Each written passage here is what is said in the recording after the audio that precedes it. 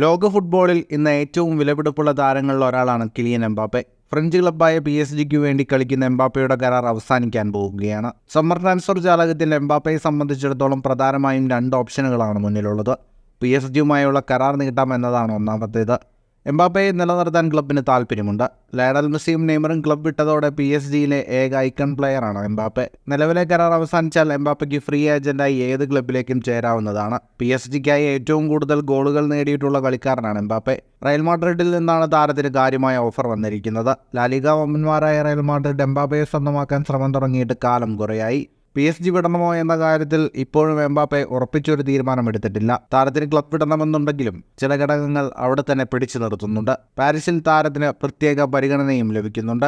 ഏതായാലും താരം ക്ലബ് വിടുമോ എന്ന കാര്യത്തിൽ വൈകാതെ തന്നെ തീരുമാനമുണ്ടാവും. PSG റയലും ഒരുപോലെ തന്നെ ഇതിനായി കാത്തിരിക്കുകയാണ്. റയൽ നേരത്തെ തന്നെ എംബാപ്പയോട് എത്രയും പെട്ടെന്ന് തീരുമാനം അറിയിക്കണമെന്ന് ആവശ്യപ്പെട്ടിരുന്നു. പ്രീമിയർ ലീഗ് ക്ലബ്ബുകളും താരത്തെ ടീമിലെത്തിക്കാൻ ആഗ്രഹിക്കുന്നുണ്ട്. PSG വിടുകയാണെങ്കിൽ റയൽ തന്നെയാണ് എംബാപ്പയുടെ രണ്ടാമത്തെ ഓപ്ഷൻ. ഫുട്ബോൾ ലോകത്തെ കൂടുതൽ വാർത്തകൾക്കും വിശേഷങ്ങൾക്കുമായി സ്പോർട്സ് കഫേ ഇപ്പോൾ തന്നെ സബ്സ്ക്രൈബ് ചെയ്യുക.